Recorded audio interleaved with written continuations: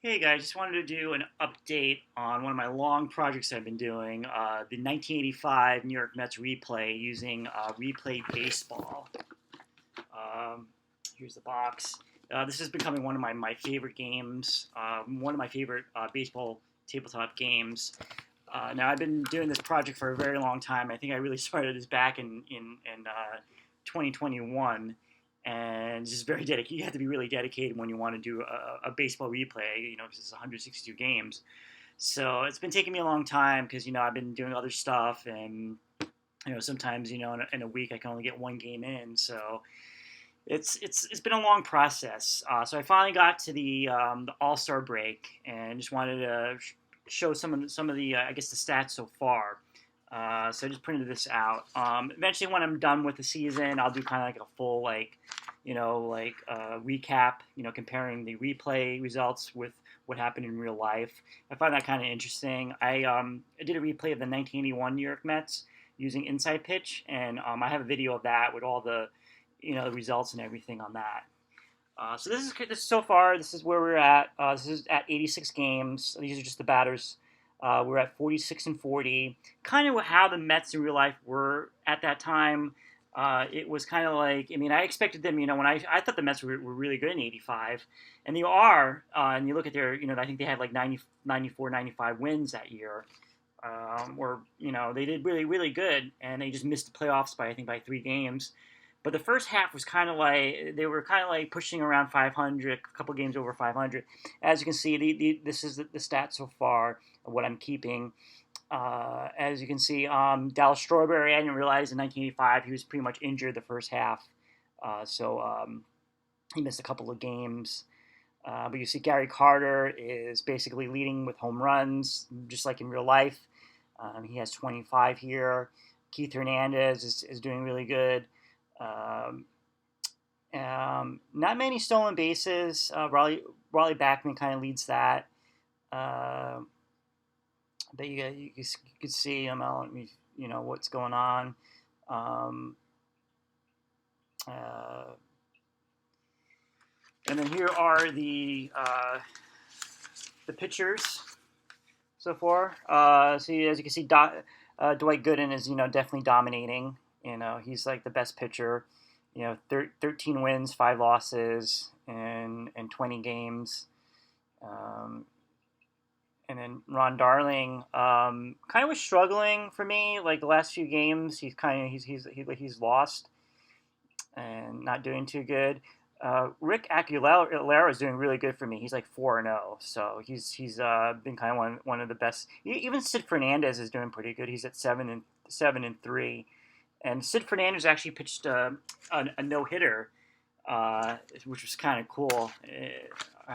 Yeah, he had a no hitter at one of the games, and then I think after that his post 2 starts, I think he like lost, but he did have a no hitter.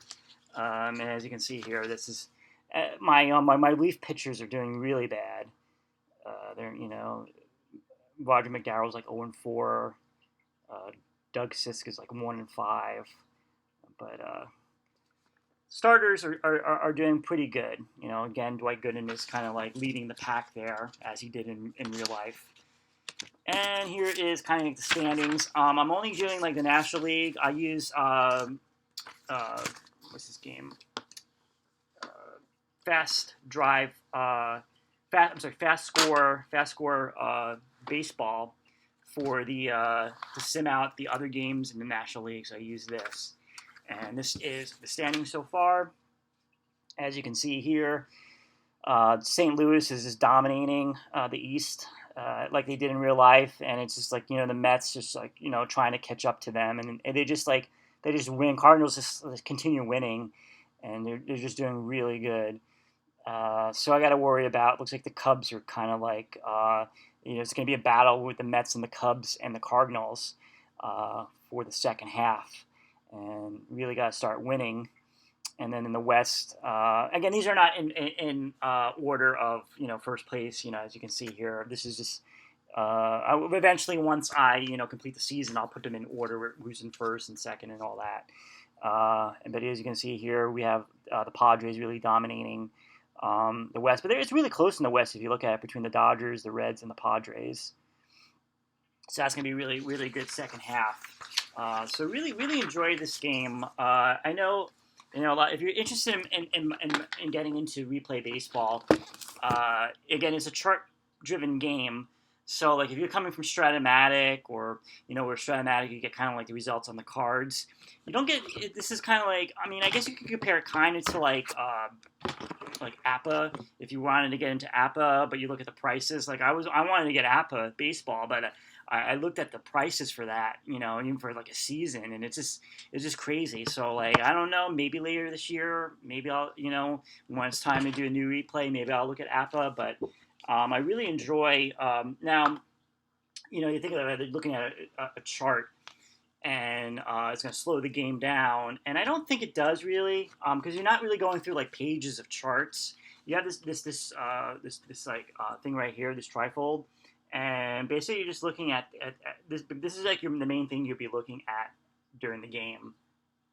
And so, like, you have like the three dice, and you have like the red, blue, and white dice. And the red dice is kind of like the column dice. And as you can see here, that's the dice that you're going to be looking at the columns on the batter's card. Here's like Ray Knight, and the pitcher's card. The column, as you can see, that's in red, so then you're going to be using the red die, and that also goes with on the top there, the columns. And the blue die, that's for the row in the pitcher's card, and the white die is the row in the batter's card. That's how I do it. I think that's how the rules say. And you add up the numbers, and you look into the what column, and then you add up the numbers, and you look down over here and see the results. It's a really easy game, and you look at some of the columns, like column 1 and 2. If you have like a low number, that's kind of like the number. That's kind of like your strikeouts. So if your pitcher has like low numbers in their column 1 and column 2, that means that they're kind of like a strikeout pitcher. So that's pretty good. So that's usually like 1 and 2. If you get a low number, you're going to be getting like a strikeout.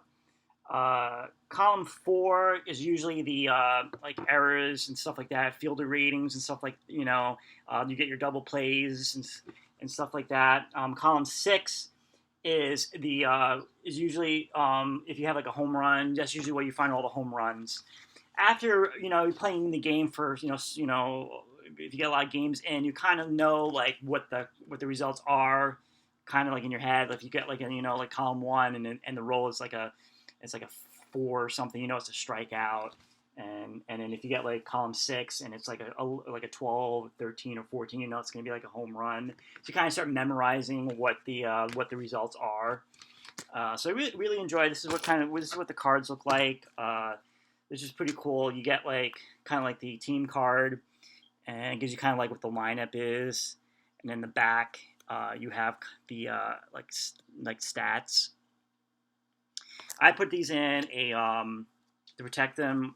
I put them in like these like card holders. These are the ones. These are the special ones you can get they're not like special, but these you can get these on Amazon. They have like the back has like a it's not clear both ways, I guess you say.